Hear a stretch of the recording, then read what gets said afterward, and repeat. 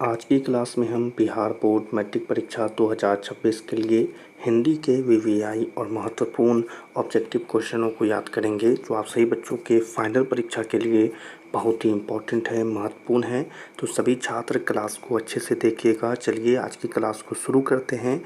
सभी student class को like कर देंगे और अपने मैट्रिक फाइनल परीक्षा के लिए चैनल को सब्सक्राइब कर देंगे।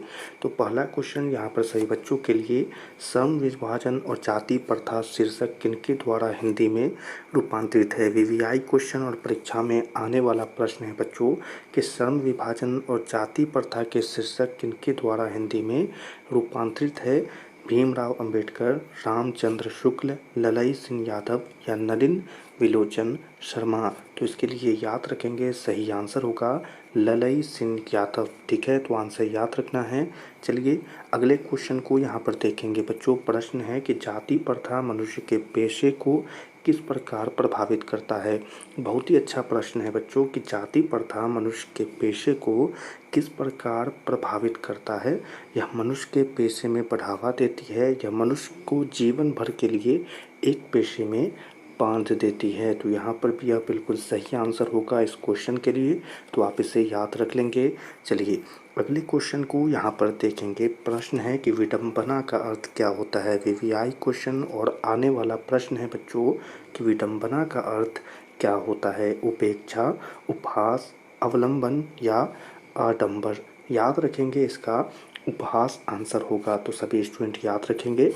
चलिए अगले क्वेश्चन को यहाँ पर देखेंगे। प्रश्न है कि सच्चे लोकतंत्र का पर्याय है। मोस्ट वीवीआई क्वेश्चन है और परीक्षा में आया हुआ प्रश्न है बच्चों कि सच्चे लोकतंत्र का पर्याय है जाति प्रथा, सुशासन, भाईचारा या कानून व्यवस्था। तो इसके लिए आंसर याद रखना है कि भाईचारा इसका आंसर होगा। सभी स्टूडेंट याद रखेंगे।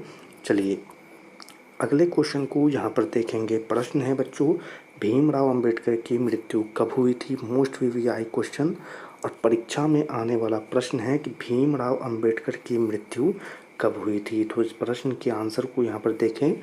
जनवरी 1965, दिसंबर 1956, फरवरी 1914 या मार्च 1865। तो यहाँ पर इस प्रश्न का आंसर होगा दिसंबर 1956। तो सभी स्टूडेंट याद रखेंगे। चलिए अगले क्वेश्चन को यहाँ पर देखेंगे। प्रश्न है सभी बच्चों के लिए कि बाबा साहेब अम्बेडकर संपूर्ण वाङ्मय नाम की पुस्तक कितने खंडों में प्रकाशित हो गई है। ठीक है, कितने खंडों में प्रकाशित हो गई है। 22 खंडों में, 48 खंडों में, 21 या 20। तो इसके लिए आंसर याद रखना है कि इसकी 21 खंडे प्रकाशित हो गई है। ठीक है, तो सभी स्टूडेंट याद रखेंगे। चलिए अगले क्वेश्चन को यहाँ पर देखेंगे।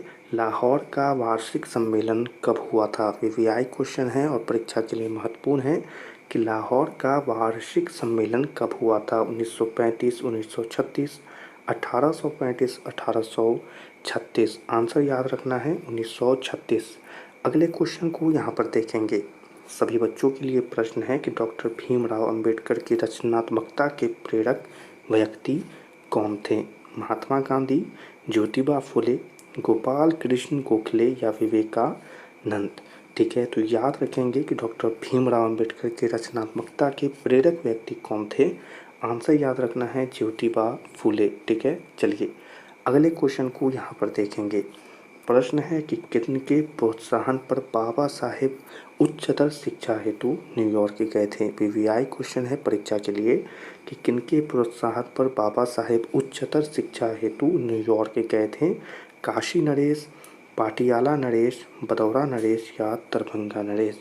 आंसर याद रखेंगे बड़ौदा नरेश आंसर होगा, बड़ौदा नरेश। चलिए अगले क्वेश्चन को यहाँ पर देखेंगे।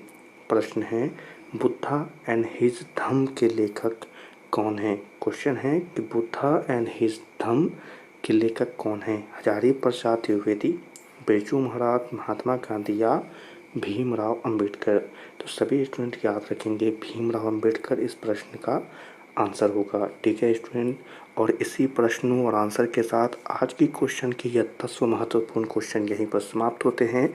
सभी स्टूडेंट क्लास में पढ़ाए गए सभी क्वेश्चनों को याद करेंगे और भी बहुत से क्वेश्चन आपको अगले क्लासेस में बहुत जल्द पढ़ाए जाएंगे। इसीलिए सभी छात्र सभी क्वेश्चनों को याद रखेंगे और जो क्लासेस पढ़ा दी गई है उन सभी प्रश्नों को याद रखना है, क्योंकि सभी आपके परीक्षा के लिए इम्पोर्टेंट है।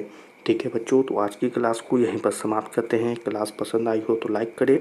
अपने मैट्रिक परीक्षा 2026 के लिए चैनल को सब्सक्राइब करें। अपने सभी दोस्तों के साथ इस क्लास को शेयर करें। सभी छात्रों से मिलेंगे अगली क्लास में। तब तक के लिए अच्छे से पढ़ाई करते रहिए।